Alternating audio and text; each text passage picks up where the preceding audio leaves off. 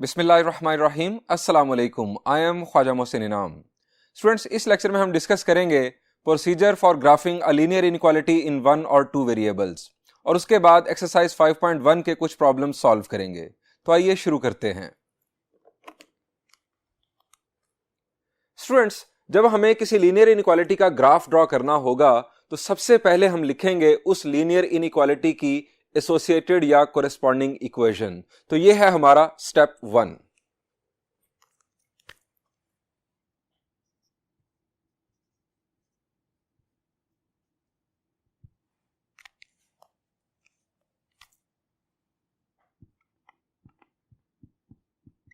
Right associated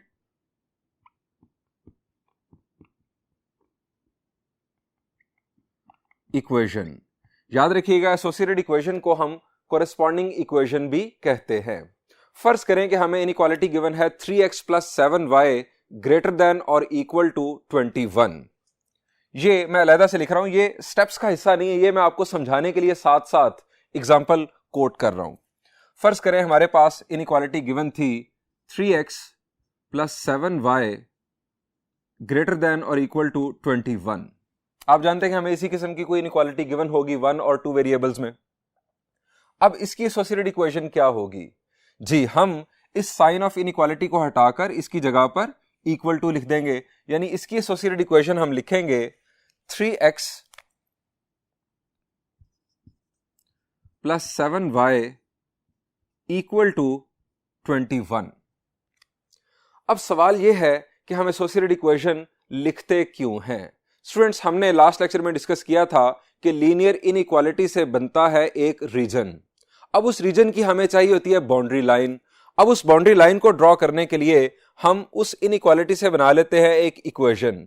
linear equation से बनती है एक स्ट्रेट लाइन। उस स्ट्रेट लाइन के किसी एक तरफ वो लीनियर इनइक्वालिटी जो है उसका सॉल्यूशन रीजन बनेगा, वो इनफैक्ट उसकी शेडिंग होगी।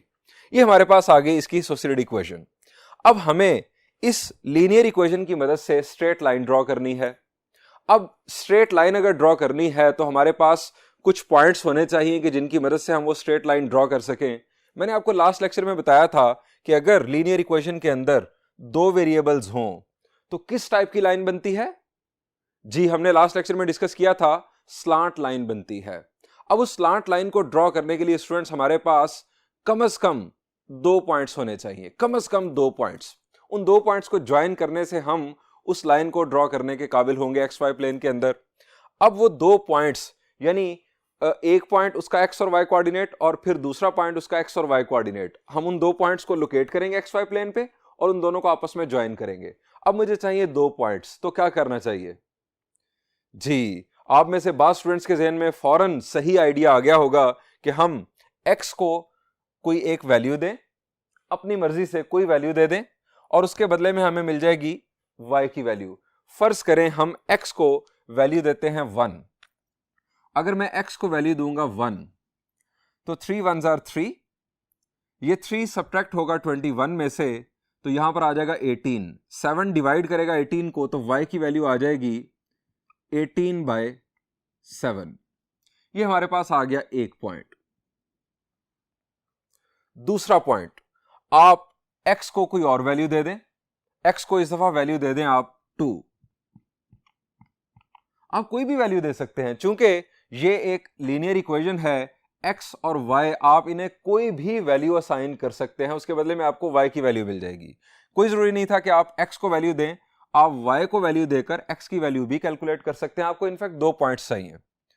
x को अगर मैं 2 वैल्यू दूंगा तो 2 3s are 6, 21 minus 6 will be 15, 15 divided by 7।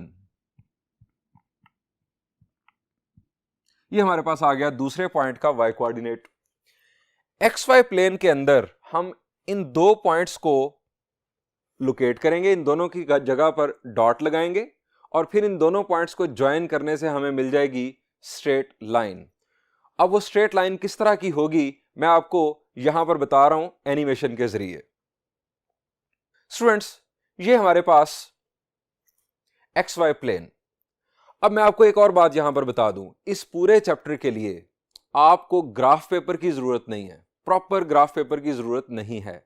आपको क्या करना है, आपको अपनी नॉर्मल नोटबुक में स्केल की मदद से एक्स एक्सिस और वाई एक्सिस ड्रॉ करना है, और 1 2 3 4 5 6 ये जो डिवीजन है एक्स एक्सिस की या वाई एक्सिस की, ये आपको स्केल की मदद से इक्वल डिस्टेंसेस के मुताबिक कर लेनी है। यही काम आप करेंगे पूरे चैप्टर के अंदर। ग्राफ पेपर ना आपको एग्जाम्स में मिलेगा, ना आपको क्लासरूम में दिया जाएगा इसको प्रैक्टिस करने के लिए, आपको इसे नॉर्मल नोटबुक में ही परफॉर्म करना होगा। अब ये स्टूडेंट्स हमारे पास एक्स वाई प्लेन, हम इन दो पॉइंट्स को लोकेट करेंगे। अब आप सोच रहे होंगे कि सर ये दो पॉइंट्स, इनके जो वाई कोऑर्डिनेट्स हैं ये आ रहे हैं डेसिमल में, इन्हें लोकेट करना थोड़ा मुश्किल होगा, एरर आएगा। बिल्कुल सही बात आप सोच रहे हैं स्टूडेंट्स। जब हम इन्हें लोकेट कर लेंगे तो इन दो पॉइंट्स को ज्वाइन करने से हमारे पास ये बन जाएगी स्लांट लाइन। इसके दोनों साइड्स पर आप एरोहेड बनाएंगे क्योंकि ये नेवर एंडिंग स्लांट लाइन होगी। स्टूडेंट्स अब ये दो पॉइंट्स जो हैं ये अभी हमने चूज किए, x को हमने एक दफा वैल्यू दी 1 और दूसरी दफा वैल्यू दी 2। अब x और y को, x और को हमने यानी दो डिफरेंट वैल्यूज देकर y की वैल्यूज कैलकुलेट की। आप में से हर स्टूडेंट डिफरेंट काम कर रहा होगा, कोई x को कुछ वैल्यू दे रहा होगा, कोई y को वैल्यू दे रहा होगा, किसी के पॉइंट्स कुछ होंगे, पॉइंट 1 और पॉइंट 2 किसी के कुछ होंगे। लेकिन मैं एक बात आपको बता दूं, हर एक की जो लाइन है वो एग्जैक्टली इसी जगह पर एक्स वाई प्लेन पर आएगी। लाइन की लोकेशन कभी नहीं बदलेगी, चूंकि उस लाइन के ऊपर हमारे पास इनफाइनाइट पॉइंट्स हैं। सो आप जो भी पॉइंट मालूम करेंगे उस लाइन का, वो इनफैक्ट वही लाइन जो है वो डिफाइन करेगा। अब इसमें मैथमेटिशियंस ने एक बड़ा जबरदस्त काम किया, उन्होंने कहा कि हम इसे आसान कर लेते हैं, इस प्रोसेस को, इन दो पॉइंट्स को फाइंड आउट करने का जो प्रोसेस है उसे आसान कर लेते हैं। अब वो आसान उन्होंने किस तरह से किया, उन्होंने कहा कि सबसे आसान वैल्यू है 0 और 0।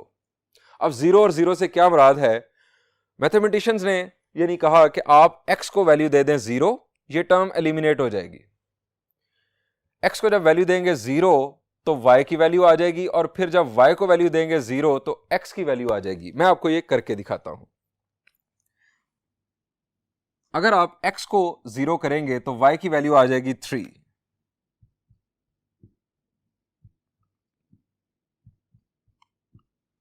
x को 0 करने से ये एलिमिनेट हो जाएगा, y की वैल्यू आ जाएगी 3, और y को 0 करने से x की वैल्यू आ जाएगी 7। x की वैल्यू आ गई 7 चूंकि y को हमने 0 किया। अब ये पॉइंट्स आप जरा देखें, इन दो पॉइंट्स की निस्बत एक्स वाई प्लेन पर लोकेट करने कितने आसान हैं। ये पॉइंट हमारा कहां पर होगा जी, ये पॉइंट हमारा होगा वाई एक्सिस पर, y की वैल्यू 3, और ये पॉइंट होगा हमारा x एक्सिस पर, x की वैल्यू 7 पर। इन दो पॉइंट्स को ज्वाइन करके वही स्ट्रेट लाइन जो हमने इन दो पॉइंट्स की मदद से ड्रॉ की थी, इन दो पॉइंट्स की मदद से ड्रॉ करना उसे बहुत ही आसान होगा। स्टूडेंट्स ये जो हमने प्रोसेस किया, ये जो हमने दो वैल्यूज फाइंड आउट की, ये y की वैल्यू 3 और x की वैल्यू 7, ये जो y की वैल्यू है इसे कहा जाता है y इंटरसेप्ट। y इंटरसेप्ट उस पॉइंट के y कोऑर्डिनेट को कहते हैं कि जहां पर लाइन y एक्सिस को कट करती है। दोबारा सुन ले, y इंटरसेप्ट उस पॉइंट के y कोऑर्डिनेट को कहते हैं कि जहां पर लाइन y एक्सिस को इंटरसेक्ट करती है, y एक्सिस को जहां पर काटती है। और यह है x इंटरसेप्ट। x इंटरसेप्ट उस पॉइंट के x कोऑर्डिनेट को कहते हैं कि जहां पर लाइन x एक्सिस को इंटरसेक्ट करती है। मैं आपको दोबारा ग्राफ की मदद से दिखाता हूं ये दोनों intercepts. Students again x y plane, और ये हमारे पास दो पॉइंट्स, ये हमारे पास है y इंटरसेप्ट 3, ये अब आप ग्राफ पर देख सकते हैं y इंटरसेप्ट। ये हमारे पास y एक्सिस पर जो वैल्यू 3 है ये हमारा डॉट आ गया, और ये हमारा x intercept that is 7, x axis पर 7 पर हम डॉट लगा देंगे। अब हम इन दोनों को ज्वाइन करेंगे तो हमारे पास अगेन वही स्ट्रेट लाइन हासिल हो चुकी। लेकिन ये जो प्रोसेस है इंटरसेप्ट्स फाइंड आउट करके काम करने का, ये बहुत ही आसान है। स्टूडेंट्स हमारा स्टेप 2, ये हमारा था स्टेप 1 राइट एसोसिएटेड इक्वेशन। अब हमारा स्टेप 2 है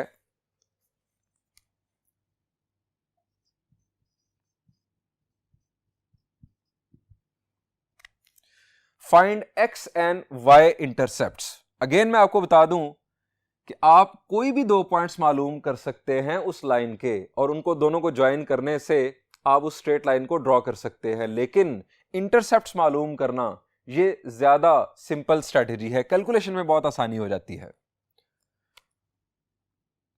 फाइंडिंग, ये जो स्टेप्स है ये मैं ब्लू कलर में लिख रहा हूं, ये साथ साथ एक्सप्लेनेशन के लिए मैंने आपको सारी वजाहत की, वरना ये स्टेप्स आप सिर्फ और सिर्फ जो मैं वर्डिंग लिख रहा हूं उसी को फॉलो करेंगे। Finding x and y intercepts, that is to say put y is equal to 0 for x intercept, x equal to 0 for y intercept। ये मैंने आपको तरीकेकार बता दिया, ये दोनों इंटरसेप्ट्स फाइंड आउट करने का। अब यहां पर एक और बात आपको बता देता हूं, अगर जो हमारी एसोसिएटेड इक्वेशन है उसमें कांस्टेंट 0 हो, कांस्टेंट अगर 0 हो तो जब आप x की जगह पर 0 पुट करेंगे तो y भी 0 आ जाएगा, और y की जगह पर 0 पुट करेंगे तो x 0 आ जाएगा। ये इनफैक्ट एक ही पॉइंट आएगा। वहां पर ये जो हमारी स्ट्रेटेजी है इंटरसेप्ट्स मालूम करने वाली, दोनों इंटरसेप्ट्स मालूम करने वाली, ये फेल हो जाएगी। अगर कांस्टेंट की वैल्यू 0 हो तो आप x को 0 कहकर y को 0 कर लें, एक पॉइंट आपका आ जाएगा 0 0 यानी ओरिजिन। दूसरा पॉइंट आप कोई वैल्यू x को या y को असाइन करके मालूम कर लीजिएगा, वहां पर थोड़ा सा चेंज होगा। लेकिन मजे की बात यह है कि हमारे इस पूरे चैप्टर में इस किस्म का कोई भी प्रॉब्लम नहीं है जिसमें ये कांस्टेंट जो है ये 0 हो। कोई भी प्रॉब्लम नहीं है जिसके अंदर ये दोनों वेरिएबल्स हों और कांस्टेंट 0 हो। ये हमारी स्ट्रैटेजी हमारे चैप्टर की हद तक चलेगी, लेकिन मैंने आपका कंसेप्ट क्लियर कर दिया कि दूसरी सूरत में हम क्या करेंगे। अब स्टूडेंट्स अगेन हम देखते हैं ग्राफ। ग्राफ देखकर अब हमें देखना है कि हमें कौन सा रीजन शेड करना है। स्टूडेंट्स ये हमारे पास एक्स वाई प्लेन और इसके ऊपर स्लांट स्ट्रेट लाइन ड्रॉ हो चुकी। एसोसिएटेड इक्वेशन का मकसद था बाउंड्री लाइन बताना उस शेडेड रीजन की। हमारे पास ये स्लांट स्ट्रेट लाइन आ चुकी जिसके दोनों साइड्स पर एरो हेड्स हैं। अब इस स्ट्रेट लाइन ने प्लेन को 2 हिस्सों में तकसीम कर दिया है। मैंने आपको बताया था कि स्लांट जो लाइन होगी वो प्लेन को किन 2 हिस्सों में तकसीम करेगी, हम क्या कहेंगे उन्हें, अपर लोअर या right left. The answer is upper and lower half plane, upper half plane, lower half plane. और एक और बात, अगर हमारे पास जो है यहां पर इक्वल टू होगा तो हम सॉलिड लाइन लगाएंगे, और अगर यहां पर इक्वल टू शामिल नहीं होगा तो हम डॉटेड लाइन लगाएंगे। चूंकि यहां पर अभी इक्वल टू है सो हमने सॉलिड लाइन ड्रॉ की, ये जो स्लांट लाइन है। अब हमें देखना है कि कौन सा रीजन शेड करना है, अपर हाफ प्लेन या लोअर हाफ प्लेन। अब ये किस तरह से होगा, इसको टेस्ट करने के लिए स्टूडेंट्स आप किसी एक रीजन में से कोई एक पॉइंट चूज कर लें, कोई भी पॉइंट, अपर हाफ प्लेन में से कोई एक पॉइंट चूज कर लें या लोअर हाफ प्लेन में से कोई एक पॉइंट चूज कर लें। मैं लोअर हाफ प्लेन में से एक पॉइंट चूज कर रहा हूं, दोनों में से कोई एक काम करना है। मैं लोअर हाफ प्लेन में से एक पॉइंट चूज कर रहा हूं, दैट इज 1,1, यानी वो पॉइंट जिसका एक्स कोऑर्डिनेट भी 1 और वाई कोऑर्डिनेट भी 1। इस पॉइंट को लाकर आप इनइक्वालिटी के अंदर टेस्ट करें। इस इनइक्वालिटी के अंदर एक्स की जगह 1, वाई की जगह 1। जब x और y की जगह पर आप 1 और 1 पुट करेंगे तो 3 + 7 10। 10 क्या ग्रेटर होता है 21 से? The answer is no, 10 is less than 21। हमने यहां पर 1 और 1 पुट किया, इनइक्वालिटी सेटिस्फाई नहीं हुई। इसका मतलब यह है कि ये जो लोअर हाफ प्लेन है जिसमें से मैंने ये पॉइंट चूज किया 1,1, ये जो लोअर हाफ प्लेन है ये इस इनइक्वालिटी का सॉल्यूशन रीजन नहीं है, दूसरा वाला है। अब दूसरा वाला से मुराद जो उसकी ऊपर वाली साइड पर है। मैं वहां से भी आपको एक पॉइंट लेकर टेस्ट करके दिखा देता हूं। वहां से आप कोई भी पॉइंट चूज कर सकते हैं। मैं फर्ज कर रहा हूं ये पॉइंट जिसका x कोऑर्डिनेट है 5 और y कोऑर्डिनेट भी 5, हम एक सिंपल सा पॉइंट ये ले रहे हैं, आप यहां पर 5 पुट करेंगे तो 5 3 जार 15, यहां पर 5 पुट करेंगे तो 5 7 jar 35, 35 plus 15 will be 50, 50 greater than 21 होता है। यानी ये जो रीजन है ये इस इनइक्वालिटी को सेटिस्फाई कर रहा है। इस इनफैक्ट रीजन का कोई भी पॉइंट इस इनइक्वालिटी को सेटिस्फाई करेगा, और इस रीजन में इनफाइनाइट पॉइंट्स हैं। There are infinite points which will satisfy the inequality. इस सॉल्यूशन रीजन के अंदर इनफाइनाइट पॉइंट्स हैं। सो हमारी शेडिंग जो है वो स्ट्रेट लाइन के, स्लांट लाइन के ऊपर की जानिब होगी। इसके साथ जोड़ते हुए आप शेडिंग इस तरह से परफॉर्म कर देंगे। स्टूडेंट्स, ये हमारा है सॉल्यूशन रीजन, और इसके अंदर इस दफा बाउंड्री लाइन शामिल है। अब यहां एक और आपको ट्रिक बताता हूं, और वो ट्रिक ये है कि आप में से हर स्टूडेंट डिफरेंट जो है वो टेस्ट पॉइंट चूज कर रहा होगा, एक यूनिफॉर्मिटी नहीं आएगी। एक बात, दूसरी बात ये कि आप जब टेस्ट पॉइंट चूज करेंगे उसके एक्स और वाई कोऑर्डिनेट्स की वजह से यहां पर जो कैलकुलेशन है उसमें आपको दुश्वारी आएगी। यानी आप अभी तो यहां पर बड़ा आसान था कि मैंने यहां पर x की वैल्यू 1 और 1 पुट की, बड़ा सिंपल हो गया। हो सकता है कि आपको कैलकुलेशन में मुश्किल पेश आए कोई और नंबर चूज करके, यहां पर इतने स्ट्रेट फॉरवर्ड नंबर्स ना हो, यहां फ्रैक्शंस आ जाएं तो आपको मुश्किल पेश आएगी। तो स्टूडेंट्स, सबसे आसान है कि आप ओरिजिन को टेस्ट पॉइंट के तौर पर यूज करें। ओरिजिन को टेस्ट पॉइंट के तौर पर यूज करें। ओरिजिन के कोऑर्डिनेट्स क्या होते हैं?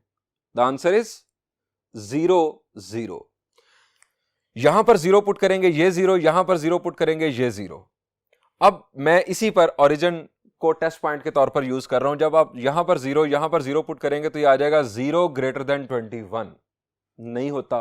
ये 0 0 ओरिजिन ये भी वहां से चूज किया गया है जो हिस्सा सॉल्यूशन रीजन में नहीं आने वाला। सो ये जो 0 0 ओरिजिन है टेस्ट पॉइंट के तौर पर, ये बेस्ट है। लेकिन एक मसला फिर भी है, और वो मसला क्या है students?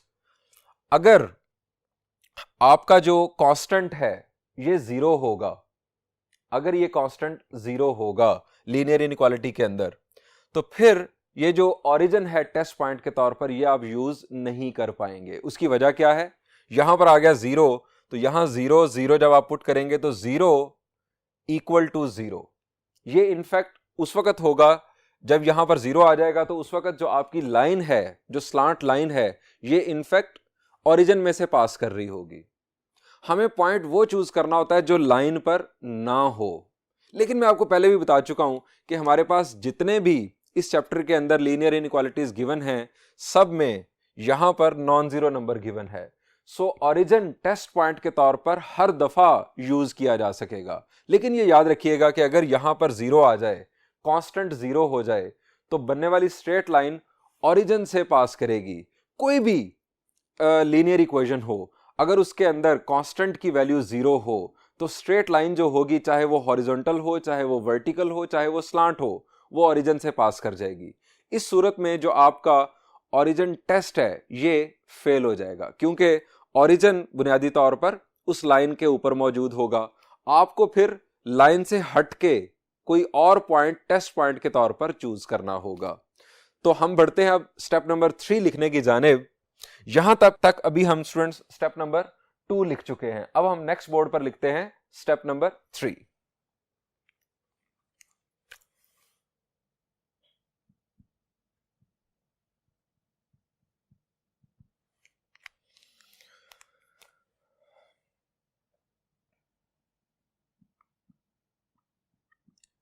Choose test point not on the line.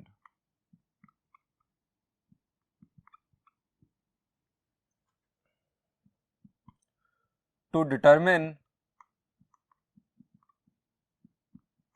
the half plane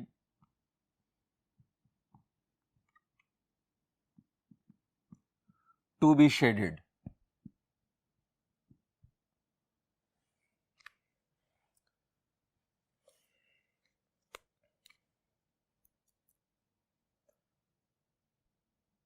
यहां पर आपको खास तौर पर लिखवा रहा हूं, use origin as test point if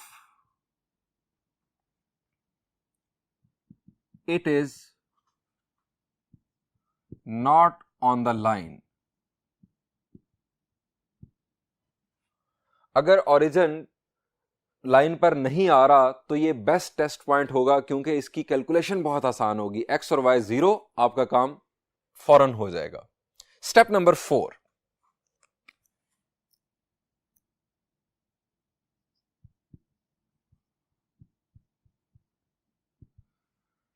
students ये वर्किंग करने के बाद इनफैक्ट अब आप आएंगे अपने एक्स वाई प्लेन पर, यानी आप प्रॉब्लम सॉल्व करते हुए ये जो 3 स्टेप्स है ये पहले परफॉर्म कर चुके होंगे।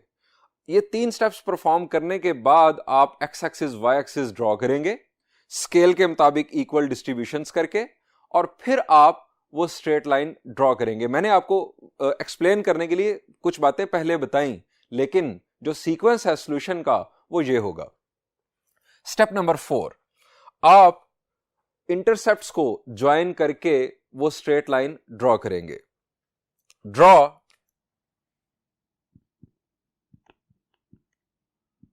A solid line. Solid line आप उस वक्त बनाएंगे जब इफ इनइक्वालिटी इन्वॉल्व्ड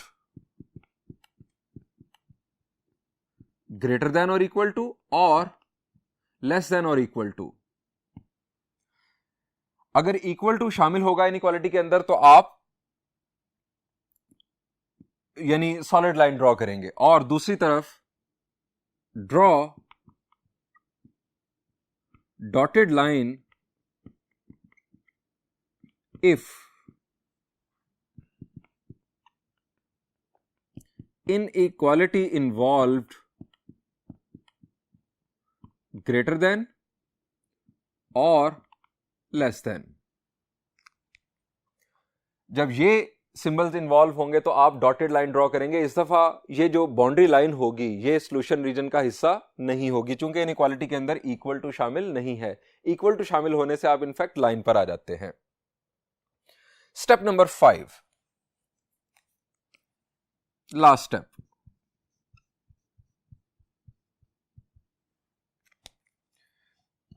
ये सॉलिड लाइन या डॉटेड लाइन ड्रॉ करने के बाद आपको अब करनी है शेडिंग। शेडिंग आपकी किधर होगी? वो आपका जो ओरिजिन टेस्ट है या जो आपने उसके अलावा कोई टेस्ट पॉइंट चूज किया है, जिस तरह से भी आपने किया है उसके मुताबिक आप शेडिंग परफॉर्म कर देंगे। Perform shading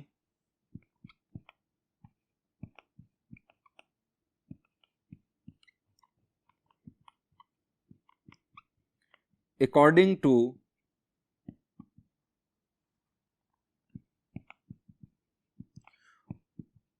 origin test. याद रहे कि ओरिजिन टेस्ट की जगह पर कोई और पॉइंट भी हो सकता है आपने यूज किया हो, सो आप ये भी लिख सकते हैं according to particular point test, जिसके मुताबिक आपने फैसला किया कि शेडिंग जो है वो लाइन के किस जानिब होगी। स्टूडेंट्स ये हैं 5 स्टेप्स जो परफॉर्म किए जाते हैं किसी लीनियर इनइक्वालिटी का ग्राफ ड्रॉ करने के लिए। अब हम प्रॉपर प्रॉब्लम सॉल्व करेंगे ताकि आप समझ जाएं कि आपको नोटबुक में इस पैटर्न पर प्रॉब्लम को सॉल्व करना है। तो बढ़ते हैं प्रॉब्लम की जानिब। Students this is first problem, second part, exercise 5.1। 3x + 7y greater than और इक्वल टू 21, यानी जिसकी मैंने पहले एग्जांपल कोट की है इनफैक्ट वही प्रॉब्लम। स्टूडेंट्स इसे अब हम देखते हैं कि हम प्रॉपर पैटर्न के मुताबिक किस तरह सॉल्व करेंगे। सबसे पहली बात आप लिखेंगे एसोसिएटेड इक्वेशन। एसोसिएटेड इक्वेशन का नाम याद रखिएगा, कोरेस्पॉन्डिंग इक्वेशन भी है। Associated equation is 3x + 7y equal to 21। Associated equation से मिलेगी हमें स्ट्रेट लाइन के जिसके एक जानिब शेडिंग होगी। अब वो स्ट्रेट लाइन ड्रॉ करने के लिए हमने स्टेप नंबर 2 में बात की थी कि हम इंटरसेप्ट्स मालूम करेंगे।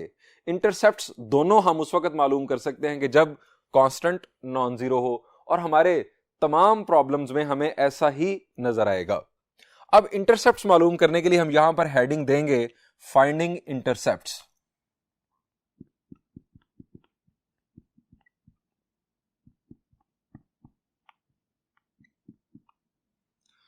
अब ये काम आप एक टेबल की मदद से कर लेंगे, बहुत सिंपल हो जाएगा, आपको बहुत ज्यादा वर्डिंग यूज नहीं करनी पड़ेगी।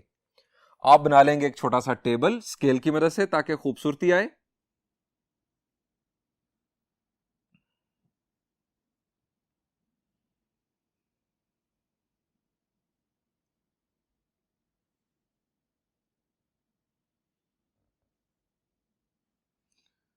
इसके 2 बराबर हिस्से करने के बाद फर्दर आप 3 कॉलम्स बना लेंगे। यहां पर आप लिख लेंगे x और यहां पर y। अब पहले आप x इंटरसेप्ट मालूम कर लें या पहले y इंटरसेप्ट मालूम कर लें, या आपकी मर्जी है। y को आप 0 करेंगे तो आपके पास आ जाएगा x इंटरसेप्ट, चूंकि x एक्सिस पर y की वैल्यू 0 होती है। हम मालूम करना चाहते हैं कि वो लाइन x एक्सिस को कब इंटरसेक्ट करेगी। y को 0 पुट किया तो ये term eliminate, 21 divided by 3 will be 7। और दूसरी तरफ x को 0 करेंगे तो हमें मिलेगा y इंटरसेप्ट। x को 0 किया तो 7 डिवाइड करेगा 21 को, यहां पर आ जाएगा 3। ये स्टूडेंट्स हमारे पास है x इंटरसेप्ट और ये है y इंटरसेप्ट। अब हम कर लेंगे ओरिजिन टेस्ट। ओरिजिन टेस्ट हम इसलिए परफॉर्म कर सकते हैं यहां पर कि जो कांस्टेंट है वो नॉन जीरो है। अगर ये 0 होता तो हम ओरिजिन को टेस्ट पॉइंट के तौर पर यूज नहीं कर सकते थे, हमें कोई और पॉइंट चूज करना होगा। फिर उस सूरत में अब हम यहां पर लिखेंगे ओरिजिन टेस्ट।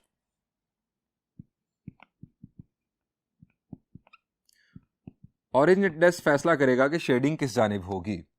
अब ओरिजिन के कोऑर्डिनेट्स होते हैं 0 0। आप इनइक्वालिटी में इस इक्वल टू को शामिल नहीं करेंगे और x और y की जगह पर आप 0 0 लिख देंगे।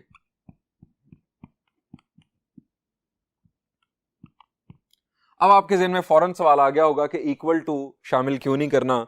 स्टूडेंट्स, हम फैसला करना चाहते हैं कि लाइन के किस तरफ शेडिंग होगी। अगर इक्वल टू शामिल करेंगे तो इक्वल टू तो शामिल करने से हम इनफैक्ट लाइन के ऊपर आ जाते हैं। इक्वल टू का मतलब है लाइन।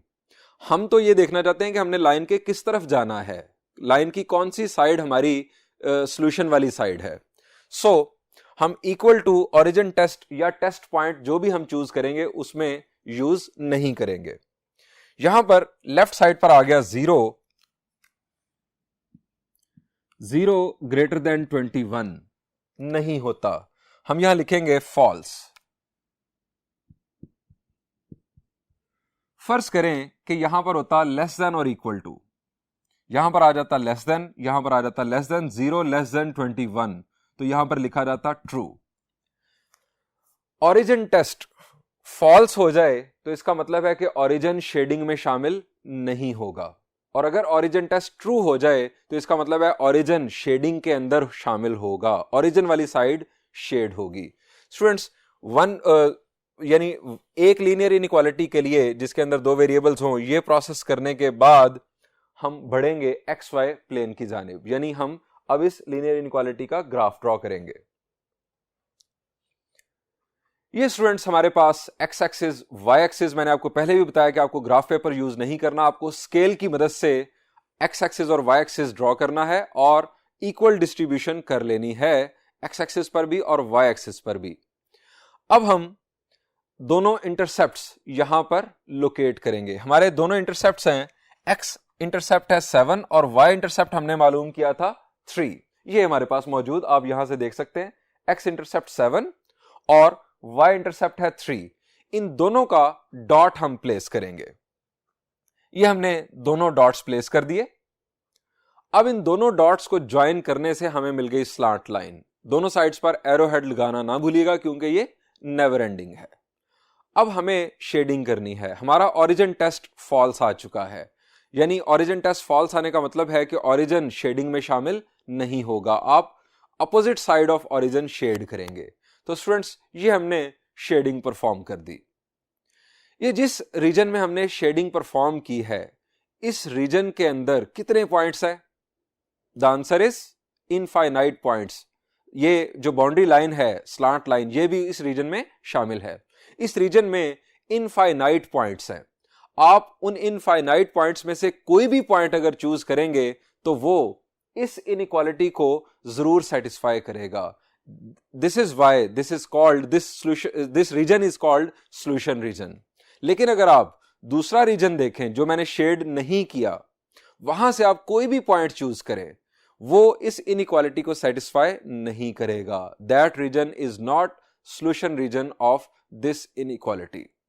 स्टूडेंट्स, ये बहुत ही आसान चैप्टर है, बिल्कुल इसी पैटर्न पर हमारे प्रॉब्लम सॉल्व होते चले जाएंगे। बढ़ते हैं एक और प्रॉब्लम की जानिब।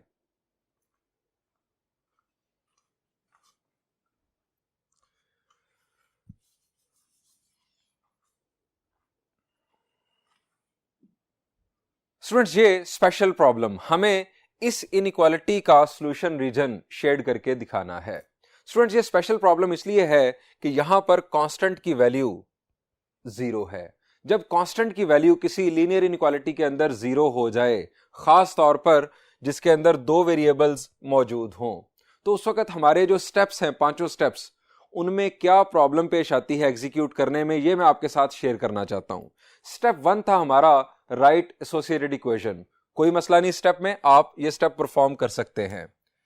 आप लिखेंगे एसोसिएटेड इक्वेशन इज, याद रखिएगा एसोसिएटेड इक्वेशन को हम कॉरेस्पॉन्डिंग इक्वेशन भी कहते हैं, x minus y is equal to 0। अब सेकेंड स्टेप हमारा था इंटरसेप्ट्स मालूम करना, ताकि हम ये स्ट्रेट लाइन ड्रॉ कर सकें।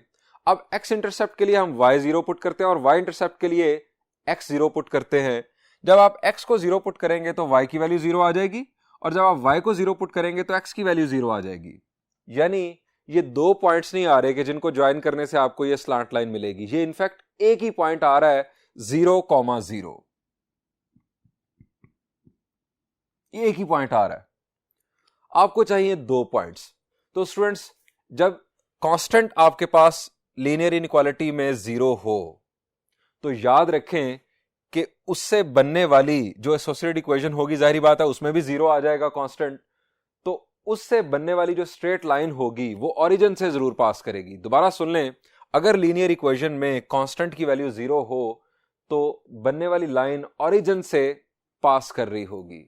अब इसके दोनों इंटरसेप्ट्स बुनियादी तौर पर 0 हो चुके होंगे, x इंटरसेप्ट भी 0, y इंटरसेप्ट भी 0।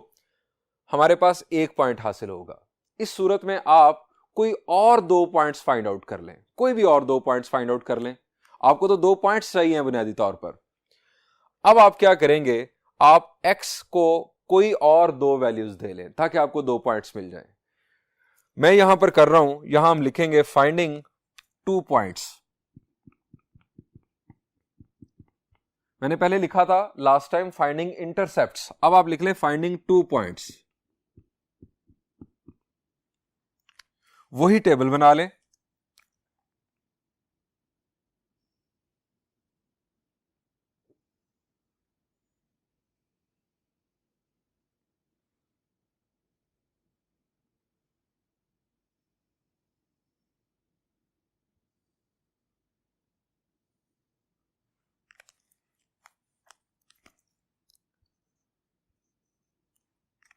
x की जगह पर 1 पुट करेंगे तो y की वैल्यू क्या आएगी?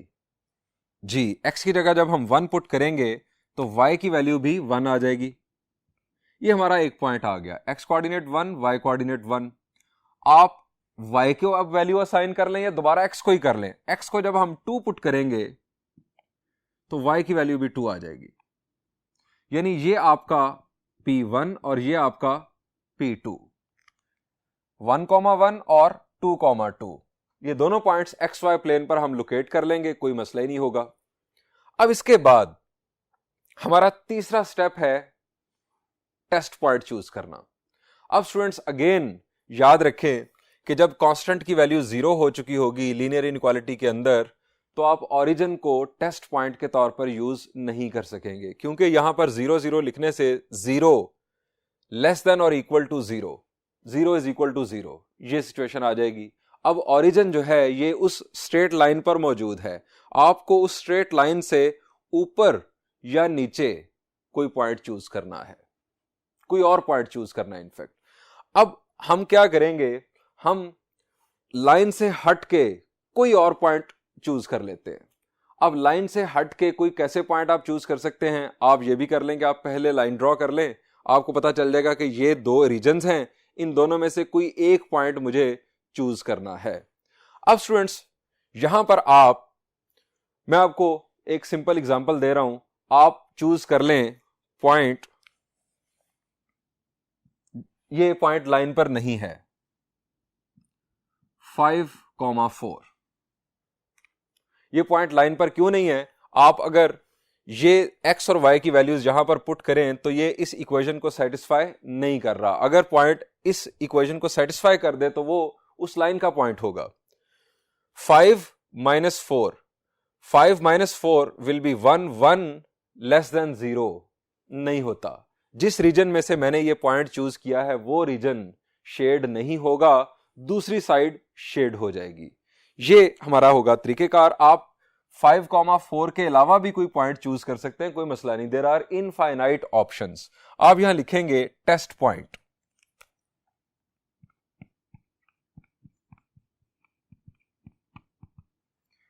Test point put x = 5, y = 4। इसके अलावा और भी बहुत सारे ऑप्शंस, आप कोई भी ऑप्शन चूज कर सकते हैं। 5 - 4 less than 0। Again test point जब आप यूज करें शेडिंग को जज करने के लिए तो आपने इक्वल टू यहां पर नहीं लगाना, क्योंकि इक्वल टू से तो आप लाइन पर आ जाते हैं। आपको इस बेसिकली रीजन फाइनल करना है कि कौन सा रीजन शेड होगा। 5 - 4 इज 1, 1 लेस देन 0 फॉल्स।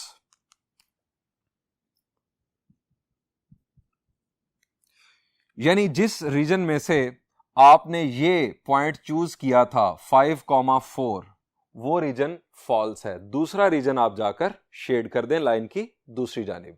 आइए अब शेडिंग परफॉर्म करते हैं। स्टूडेंट्स ये हमारा XY प्लेन। अब हमारे पास दो पॉइंट्स हैं, एक पॉइंट है 1,1 और दूसरा है 2,2। दोनों पॉइंट्स को XY प्लेन पे लोकेट करें, दोनों की जगह पर लगाएं डॉट्स और इन दोनों को ज्वाइन कर दें। दोनों साइड्स पर एरो हेड बनाना ना भूलिएगा, ये never ending slant straight line है। ये हमने लाइन ड्रॉ कर ली, अब हमें शेडिंग परफॉर्म करनी है। हमने टेस्ट पॉइंट के तौर पर चूज किया था पॉइंट 5,4। 5,4 किस रीजन से ताल्लुक रखता है, जरा वो रीजन देख लें। जी आपने रीजन देख लिया। अब ये जो टेस्ट पॉइंट है, जब हमने इसे टेस्ट किया तो फॉल्स हमारे पास रिजल्ट आया। इसका मतलब है कि जिस रीजन से ये पॉइंट ताल्लुक रखता है ये रीजन फॉल्स है, दूसरा रीजन ट्रू है, उसे जाकर शेड कर दें। कितना आसान है, द आंसर इज बहुत ही आसान। स्टूडेंट्स बढ़ते हैं अब एक एक्सरसाइज के प्रॉब्लम की जानिब। Students this is sixth part of in fact problem number 1। यहां पर हमारे पास इनइक्वालिटी के अंदर सिर्फ और सिर्फ एक अननोन है, that is y। 3y - 4 less than और इक्वल टू 0। स्टूडेंट्स जब हमारे पास एक वेरिएबल हो इनइक्वालिटी में तो आप उस वेरिएबल को पहले सब्जेक्ट बना लें, पहले उसे सब्जेक्ट बना लें। सब्जेक्ट बनाने से मुराद ये है कि आप उसको अकेला एक तरफ रखें, बाकी तमाम वैल्यूज को दूसरी तरफ शिफ्ट कर दें। एसोसिएटेड इक्वेशन लिखने से पहले ये काम कर लें। वैसे अगर आप डायरेक्ट भी एसोसिएटेड इक्वेशन लिख देंगे तो कुछ नहीं होने वाला, कोई मसला नहीं होगा, लेकिन ये ज्यादा बेहतर प्रैक्टिस है। 3y लेस देन और इक्वल टू 4। 3 डिवाइड करेगा 4 को तो y लेस देन और इक्वल टू 4/3। अब आप लिख लें इसकी एसोसिएटेड इक्वेशन।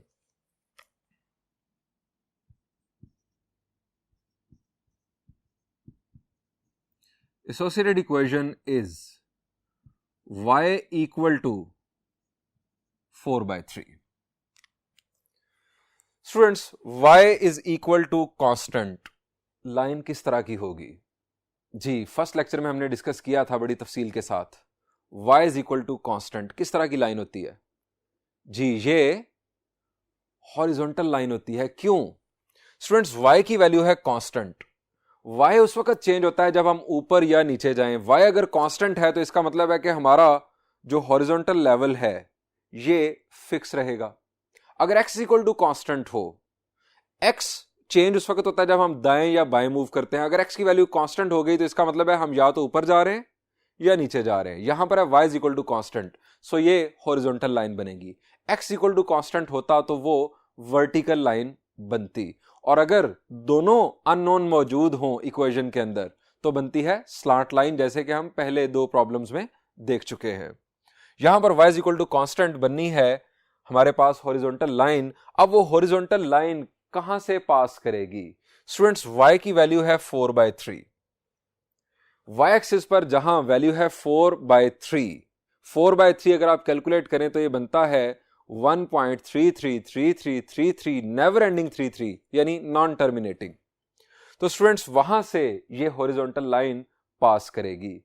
ये जो स्टेप 2 है इंटरसेप्ट्स मालूम करने वाला, ये वन वेरिएबल इक्वेशन के लिए यूज नहीं होगा। इनफैक्ट आपको डायरेक्ट वैल्यू मिल चुकी होगी।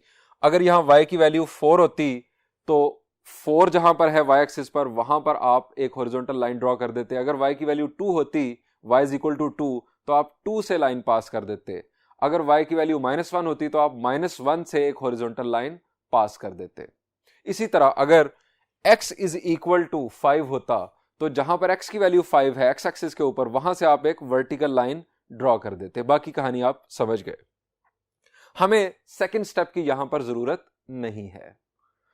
अब सेकंड स्टेप की जब जरूरत नहीं है तो उससे अगला स्टेप है ओरिजिन टेस्ट। ओरिजिन टेस्ट आप परफॉर्म कर भी सकते हैं इस दफा और नहीं भी, यानी इसकी भी इनफैक्ट जरूरत नहीं है, लेकिन अगर आप परफॉर्म करना चाहें तो आप कर सकते हैं। ओरिजिन के कोऑर्डिनेट्स हैं 0,0। अब यहां पर हमारे पास सिर्फ एक अननोन है, एक अननोन है। आप इसकी जगह पर जब 0 पुट करेंगे, 0 less than 4/3, origin test true आ जाएगा। 0 लेस देन 4/3, यस ट्रू। तो आप ओरिजिन वाली साइड जो है वो शेड कर देंगे। आप ओरिजिन टेस्ट अगर ना भी परफॉर्म करें तो यहां लिखा हुआ है y लेस देन 4/3, यानी y की वैल्यू 1.3333 से लेस। तो क्या है, 1.333 से लाइन पास कर रही है हॉरिजॉन्टल लाइन, तो y की वैल्यू 1.33 से लेस कहां होती है, लाइन से ऊपर या नीचे? द आंसर इज नीचे। कॉमन सेंस भी इनफैक्ट आपको बता देगी। सो मैं यहां पर ओरिजिन टेस्ट परफॉर्म नहीं कर रहा, मैं इनफैक्ट डायरेक्ट ग्राफ पर जा रहा हूं। ये स्टूडेंट्स हमारे पास अगेन XY प्लेन, हमारे पास इस दफा है हॉरिजॉन्टल लाइन, y की वैल्यू है 4/3, y is equal to constant. 4/3 का मतलब 1.3333 यानी नॉन टर्मिनेटिंग। आप ये हॉरिजॉन्टल लाइन ड्रॉ कर दें, दोनों साइड्स पर एरो हेड्स बना दें। अब हमें शेडिंग परफॉर्म करनी है और हमारे पास y लेस देन और इक्वल टू 4/3 है। इक्वल टू का मतलब आप सॉलिड लाइन बनाएंगे और लेस देन का मतलब 1.333 से लेस y की वैल्यूज कहां पर हैं? जी, इस लाइन से नीचे है। अगर आप इस लाइन से ऊपर जाएंगे तो 4/3 से यानी 1.333 से y की वैल्यू इंक्रीज कर जाएगी। इस लाइन के ऊपर ये वैल्यू 4/3 रहेगी, लाइन से नीचे 4/3 से लेस हो जाएगी। सो इस हॉरिजॉन्टल लाइन से नीचे की तरफ आप शेडिंग परफॉर्म कर देंगे। शेडिंग परफॉर्म करते हुए आप हरगिज नहीं x एक्सिस या y एक्सिस का लिहाज रखेंगे, आप इस लाइन के साथ जोड़ के शेडिंग नीचे की तरफ बना देंगे।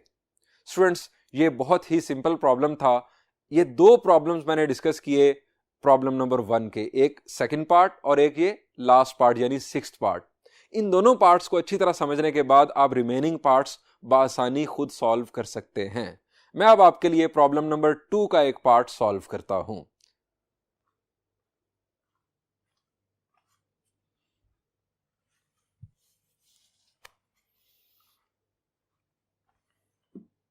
स्टूडेंट्स, फर्स्ट प्रॉब्लम में हमने एक इनइक्वालिटी के सॉल्यूशन रीजन को शेड करना सीखा। प्रॉब्लम नंबर 2 के हर पार्ट में हमें दो इनइक्वालिटीज का सामना होगा। हमें उन दोनों इनइक्वालिटीज के मुश्तरका सॉल्यूशन रीजन को शेड करना होगा। हमें उस रीजन को शेड करना होगा जहां पर वो दोनों इनइक्वालिटीज सेटिस्फाई होती हों। स्टेप्स आपके वही होंगे। अब चूंकि हमारे पास हैं दो इनइक्वालिटीज, आप रेफरेंस देने के लिए दोनों को नाम दे लें। एक को हम कह लेते हैं 1 और एक को 2। पहले 1 के लिए वर्किंग परफॉर्म करते हैं। आप लिखेंगे एसोसिएटेड इक्वेशन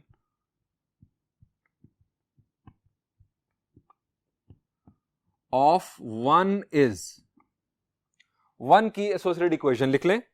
आपके पास आ जाएगा 4x minus 3y equal to 12। चूंकि कांस्टेंट की वैल्यू नॉन जीरो है, सो आप इंटरसेप्ट भी मालूम कर सकते हैं और ओरिजिन को टेस्ट पॉइंट के तौर पर भी यूज कर सकते हैं। यह बात आपने याद रखनी है कि जब कांस्टेंट नॉन जीरो हो तो आप इंटरसेप्ट्स भी मालूम करेंगे और ओरिजिन को टेस्ट पॉइंट के तौर पर भी यूज कर सकते हैं। अब हम मालूम करेंगे इसके इंटरसेप्ट्स। Finding intercepts.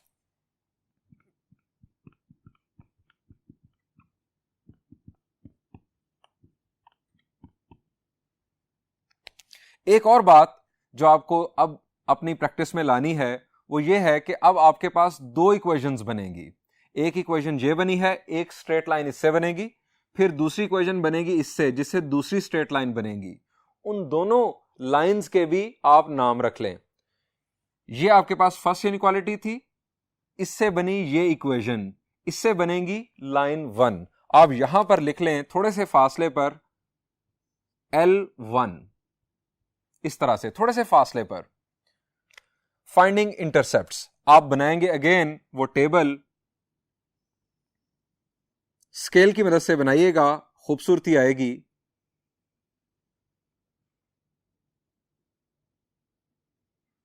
इसके 2 बराबर हिस्से करें और फिर 3 बराबर हिस्से कर दें। x और y, ये रेड कलर मैं खूबसूरती के तौर पर यूज कर रहा हूं, आपने डेफिनेटली नहीं करना। x को जब y को हम 0 पुट करेंगे तो हमें मिलेगा x इंटरसेप्ट। y को 0 पुट करेंगे तो 12 divided by 4 it will be 3 है x इंटरसेप्ट।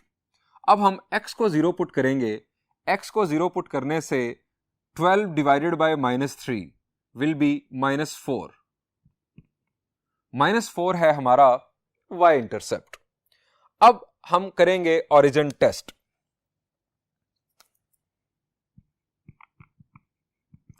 चूंकि हमारा कांस्टेंट नॉन जीरो है, सो हम ओरिजिन टेस्ट परफॉर्म कर सकते हैं।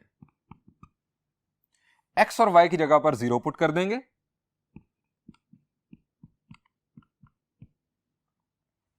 इक्वल टू शामिल नहीं करेंगे, वजह मैं पहले बता चुका। 0 less then 12, 0 less then 12 true. इसका मतलब है कि अगर हम इस एक इनइक्वालिटी को शेड कर रहे हो, इसका सॉल्यूशन रीजन शेड कर रहे हो, तो हम ओरिजिन साइड को शेड करेंगे, ओरिजिन शेडिंग में शामिल होगा। हमारे पास अभी दूसरी इनइक्वालिटी भी मौजूद है, अब हम उसकी वर्किंग परफॉर्म करते हैं। हम लिखेंगे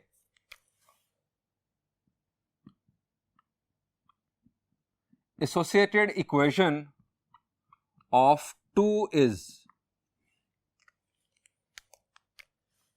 लाइन 2 थोड़े फासले पर x इज इक्वल टू -3/2। अब स्टूडेंट्स हमारे पास आ गया एक अननोन। जब हमारे पास एक अननोन होगा तो हम इंटरसेप्ट्स मालूम नहीं करेंगे, हमें जरूरत ही नहीं है। इनफैक्ट हम यहां पर x की जो वैल्यू है वही इनफैक्ट इसका x इंटरसेप्ट है, वही x इंटरसेप्ट है। x इक्वल टू कांस्टेंट किस टाइप की लाइन होगी? The answer is vertical line. कहां से पास करेगी? -3/2 से। -3/2 का मतलब क्या है जी? -3/2 का मतलब -1.5 आप लिख सकते हैं, -1.5। अब शेडिंग किस तरफ होगी? आप इसका ओरिजिन टेस्ट परफॉर्म कर भी सकते हैं, नहीं भी। मैं इस दफा परफॉर्म कर देता हूं ताकि आपको वो भी पता चल जाए कि वन वेरिएबल की सूरत में ओरिजिन टेस्ट कैसे होगा। ओरिजिन टेस्ट, ओरिजिन के कोऑर्डिनेट्स होते हैं 0 0। यहां पर चूंकि एक अननोन है, आप x की जगह 0 पुट करेंगे, 0 इक्वल टू शामिल नहीं करेंगे, 0 ग्रेटर देन -3/2। अब 0 ग्रेटर देन -3/2 ये ट्रू है फॉल्स है? द आंसर इज ट्रू है। आप यहां लिख दें ट्रू। 0 ग्रेटर होता है किसी भी नेगेटिव नंबर से, यानी अगर हम इस इनइक्वालिटी के रेफरेंस से चल रहे हों तो ओरिजिन वाली साइड शेड होगी। हमारे पास बनेगी एक वर्टिकल स्ट्रेट लाइन और उस वर्टिकल स्ट्रेट लाइन से हम ओरिजिन साइड पर शेडिंग परफॉर्म कर देंगे। लेकिन इस दफा हमारे पास दो इनइक्वालिटीज थी। अब इन दोनों इनइक्वालिटीज को हम 1 by 1 XY प्लेन पर किस तरह से डील करेंगे, आइए XY प्लेन पर चलते हैं। स्टूडेंट्स, ये हमारा XY प्लेन। अब हमारे पास फर्स्ट जो इनइक्वालिटी थी उससे बनी एसोसिएटेड इक्वेशन, उसके हमारे पास इंटरसेप्ट्स आए थे। एक इंटरसेप्ट था, x इंटरसेप्ट था हमारे पास 3 और y इंटरसेप्ट था -4।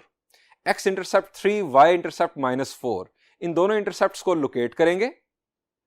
x इंटरसेप्ट 3 मतलब x एक्सिस पर 3 की वैल्यू और y इंटरसेप्ट -4 y एक्सिस पर -4, इन दोनों डॉट्स को हम कर देंगे ज्वाइन।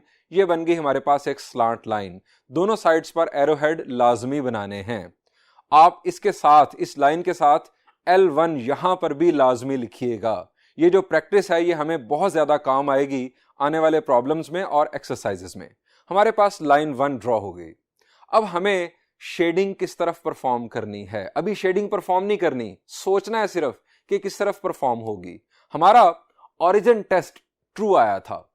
ओरिजिन टेस्ट हमारा ट्रू आया था। आप इस लाइन के ऊपर ओरिजिन की तरफ छोटे छोटे एरोज लगा लें। शेडिंग परफॉर्म नहीं करनी, छोटे छोटे एरोज लगा दें ओरिजिन की तरफ इशारा करते हुए, कुछ इस तरह से। अब ये आपने याद दहानी के लिए मार्किंग कर ली कि मैंने इस तरफ शेडिंग करनी है। अब आप आ जाएं दूसरी लाइन पर। दूसरी लाइन हमारी x इज इक्वल टू -1.5, ये है हमारी वर्टिकल लाइन। ये वर्टिकल लाइन ड्रॉ कर दें। -1.5 x की वैल्यू, इसमें से एक वर्टिकल लाइन पास कर दें। दोनों लाइंस को इतना जरूर लंबा करें कि दोनों लाइंस इंटरसेक्ट कर जाएं। जब एक लाइन ड्रॉ होती है तो प्लेन के दो हिस्से होते हैं। जब ये दो लाइंस ड्रॉ होगी, अगर ये इंटरसेक्ट कर गई तो 4 हिस्से हो जाएंगे प्लेन के। अब इन 4 में से हमने देखना है कि कौन सा हिस्सा या कौन से हिस्से दोनों इनइक्वालिटीज को सेटिस्फाई करते हैं। दोनों साइड्स पर आप इस दफा भी एरोड लगा दें और वर्टिकल लाइन के ऊपर आप लिख दें लाइन 2, यानी L2 आप यहां पर भी मार्क कर दें। ओरिजिन टेस्ट इस दफा भी ट्रू है। इसके भी लाइन के मुख्तलिफ हिस्सों पर आप 3 या 4 मार्किंग्स कर लें कि मैंने इस तरफ शेडिंग परफॉर्म करनी है। अब स्टूडेंट्स, हमें देखना है कि कौन सा रीजन शेड होगा। आप 1 by 1 देखें। अब आप फर्स्ट ये एक रीजन देखें जी, जो आप देख रहे हैं, क्या यहां पर शेडिंग होनी चाहिए? The answer is no. यहां पर दोनों लाइंस खुश नहीं है, दोनों लाइंस सेटिस्फाई नहीं हो रही। दोनों इनइक्वालिटीज, इनफैक्ट मैं लाइंस कह रहा हूं, गलत कह रहा हूं, दोनों इनइक्वालिटीज सेटिस्फाई नहीं हो रही। दोनों का इशारा इस तरफ नहीं है। अब आप आ जाएं इस रीजन में जो आप देख रहे हैं। यहां पर क्या शेडिंग परफॉर्म होनी चाहिए? जी, एक इनइक्वालिटी यहां पर खुश है लेकिन दूसरे को इशू है। आप दूसरे की मुखालिफ साइड पर आ गए हैं, यहां पर भी शेडिंग नहीं हो सकती। अब आप आ जाए तीसरे रीजन में। यहां पर अब एक इनइक्वालिटी अगेन खुश, दूसरी इनइक्वालिटी ना खुश, यानी एक सेटिस्फाई हो रही है, दूसरी सेटिस्फाई नहीं हो रही। अब आप समझ गए हैं कि शेडिंग कहां होनी है। जहां पर दोनों जो इनइक्वालिटीज हैं इशारा दे रही हैं, दोनों के एरोज जहां पर इशारा कर रहे हैं, ये रीजन बुनियादी तौर पर शेड होगा। स्टूडेंट्स, ये है बुनियादी तौर पर वो सॉल्यूशन रीजन कि जिसमें से आप कोई भी पॉइंट चूज करें तो ये दोनों इनइक्वालिटीज को सेटिस्फाई करेगा। आप कोई भी पॉइंट चूज करके देख सकते हैं और दोनों पॉइंट्स, वो जो पॉइंट है उसके दोनों कोऑर्डिनेट्स आप किसी भी इनइक्वालिटी में पुट करें तो वो इनइक्वालिटी सेटिस्फाई जरूर होगी। ये है हमारा सॉल्यूशन रीजन। अगेन, शेडिंग करते हुए आप एक्स एक्सिस या वाई एक्सिस का लिहाज नहीं रखेंगे, आप अपनी shading according to the inequalities perform कर देंगे। अब स्टूडेंट्स यहां पर एक और हम नई चीज सीख लेते हैं, इस लेक्चर के एंड पर नई चीज सीख लेते हैं, ये हमें नेक्स्ट लेक्चर में काम आएगी। स्टूडेंट्स आप देख रहे हैं कि शेडेड रीजन की जो दो बाउंड्री लाइंस हैं ये एक जगह पर इंटरसेक्ट कर रही हैं। ये जो पॉइंट आप देख रहे हैं यहां पर बन रहा है ये एक कॉर्नर या वर्टेक्स। अब इसकी जरा डेफिनेशन समझ लें ध्यान से। The point of a solution region where two of its boundary lines intersect is called vertex or corner point. The point of solution region where two of its boundary lines intersect is called vertex or corner point. हमें आने वाले problems में इस corner point के coordinates find out करने के लिए कहा जाएगा। यहां पर एक मजे की बात यह है, एक अच्छी बात यह है कि अगर वो कॉर्नर पॉइंट एक्सिस पर मौजूद होगा तो कोऑर्डिनेट्स बहुत आसान होंगे, हमें देखकर पता चल जाएंगे कोऑर्डिनेट्स। लेकिन अगर जिस तरह अभी आप देख रहे हैं ये एक्सिस पर नहीं है कॉर्नर पॉइंट, तो हमें क्या करना होगा ये मैं आपको बताऊंगा अगले लेक्चर में। आप अपने तौर पर जरा सोच लें कि हम किस तरह से ये जो पॉइंट ऑफ इंटरसेक्शन है दोनों लाइंस का, ये जो सॉल्यूशन रीजन का कॉर्नर पॉइंट है, किस तरह से फाइंड आउट करेंगे। अब जरा इंतजार कीजिए नेक्स्ट लेक्चर का, इंशाल्लाह नेक्स्ट लेक्चर में हम ये डिस्कशन कंटिन्यू करेंगे। आप प्रैक्टिस कीजिएगा फर्स्ट प्रॉब्लम और सेकंड प्रॉब्लम। सेकंड प्रॉब्लम के रिमेनिंग पार्ट्स आप बासानी खुद सॉल्व कर लेंगे, कोई मसला नहीं आपको होगा। आप प्रैक्टिस कीजिएगा। नेक्स्ट लेक्चर तक अल्लाह हाफिज।